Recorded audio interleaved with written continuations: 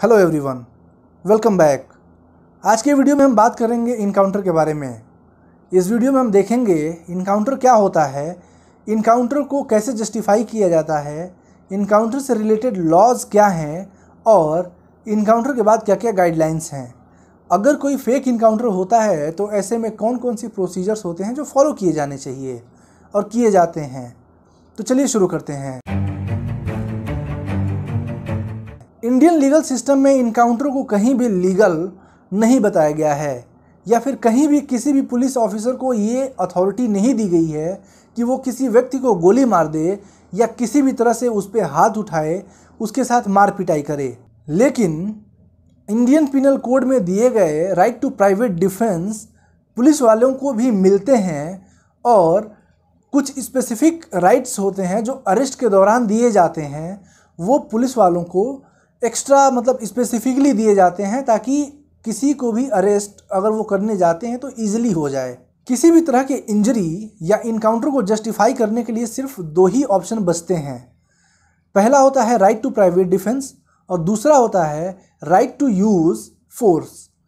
Section 96 of Indian penal code कहता है कि अपने बचाव में कोई भी अगर अपराध किया जाता है तो वो अपराध की श्रेणी में नहीं आता है। सेक्शन 100 ये कहता है कि कौन कौन से ऐसे सिचुएशन होंगे कि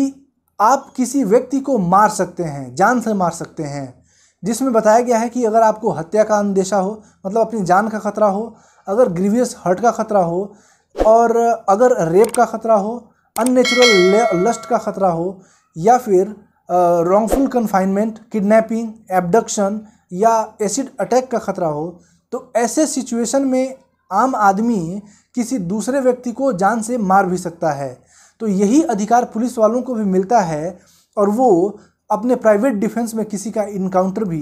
कर सकते हैं। इनकाउंटर को जस्टिफाई करने के लिए दूसरा situation sub section 3 of section 46 of CRPC के द्वारा बनाया जाता है, जिसमें कहा जाता है कि अगर किसी ऐसे व्यक्ति को अरेस्ट किया जा रहा है जिसने ऐसा अपराध किया है जिसकी सजाए मौत या लाइफ टाइम इम्प्रिजनमेंट है, तो ऐसे कंडीशन में जो फोर्स का यूज होगा वो यहाँ तक होगा कि उस व्यक्ति की मौत हो सकती है और ये सिर्फ तभी किया जाएगा जब वो व्यक्ति अपने अरेस्ट का विरोध कर रहा हो। तो दोस्तों, जैसा कि हमने देखा कि section 100 of Indian penal code और सेक्शन 46 ऑफ CRPC के अंतर्गत ही इनकाउंटर को जस्टिफाई किया जाता है और ये जो अधिकार दिए गए हैं वो सिर्फ और सिर्फ इसलिए दिए गए हैं कि लॉ एंड ऑर्डर मेंटेन रहे और पीस बरकरार रहे। लेकिन अगर कोई भी पुलिस ऑफिसर अपने पर्सनल बेनिफिट के लिए किसी व्यक्ति को मार देता है तो वो इसका बेनिफिट बिल्कुल भी नहीं ले पाएगा और वो कल्पेबल होमिसाइड और मर्डर के लिए चार्ज कर दिया जाएगा। आज के दौर में जैसा कि हम देख रहे हैं कि इनकाउंटर एक तमगे के जैसे हो गया है। कोई भी पुलिस वाला आता है, किसी को भी गोली मार देता है और लोग उसे सेलिब्रेट करते हैं। मैं इनकाउंटर के बिल्कुल खिलाफ हूँ क्योंकि इंडियन लीगल सिस्टम और इंडियन जूरिस्प्रूडेंस जो है वो बात करता है कि everyone is innocent until proven guilty, यानी कि कोर्ट जब तक किसी व्यक्ति को दोषी घोषित नहीं कर देता तब तक वो व्यक्ति निर्दोष है। तो ऐसे में पुलिस वालों को अधिकार कहाँ से मिल जाता है कि वो ये डिसाइड कर लें कि कौन दोषी है और कौन निर्दोष है। तो अगर कोई भी ऐसा इनकाउंटर जो कि पुलिस वालों के द्वारा न्याय करने के लिए किया जाता है, मैं इसके बिल्कुल खिलाफ हूँ। और अगर कोई व्यक्ति जैसे आम आदमी सेलिब्रेट करने लगते हैं कि पुलिस ने इंस्टेंट न्याय कर दिया, तो मैं इसका भी समर्थन नहीं कर पाऊँगा, just in the light of Indian legal system and Indian jurisprudence. बढ़ते हुए इनकाउंटर केसेस के मद्देनज़र नेशनल ह्यूमन राइट्स कमीशन ने 1997 में एक डिटेल्ड गाइडलाइंस इशू किया था और उसी का एक्सटेंशन 2010 में दोबारा से इशू किया गया था,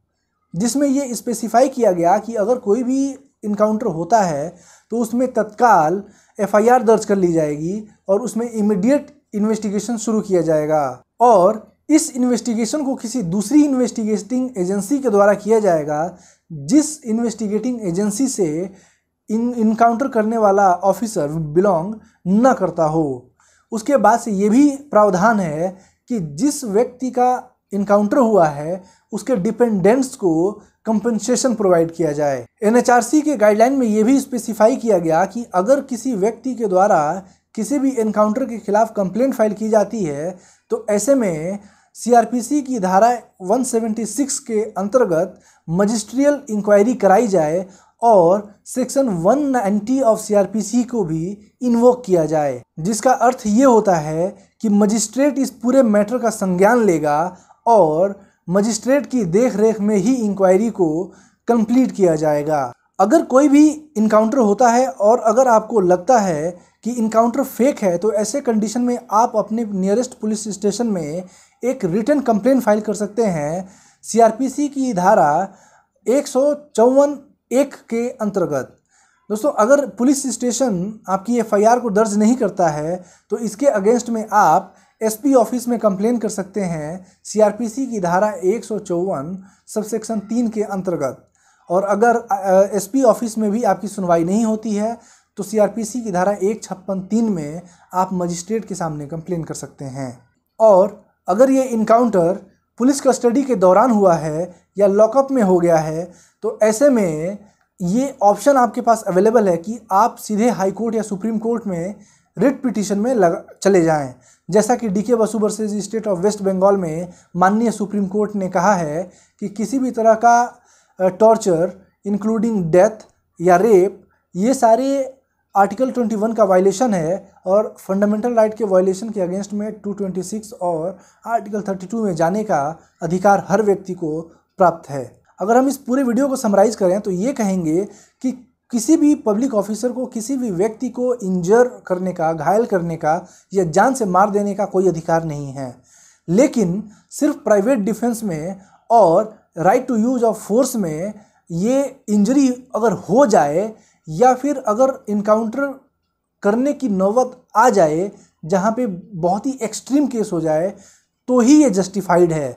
अदरवाइज पर्सनल ग्रेज निकालने के लिए ये प्रावधान नहीं दिए गए हैं। तो उम्मीद है वीडियो आपको पसंद आया होगा। अगर आपको हमारा काम पसंद आता है तो आप हमारे वीडियो को लाइक करिए, शेयर करिए, चैनल को सब्सक्राइब करिए और बेल आइकन को जरूर दबाइए। धन्यवाद।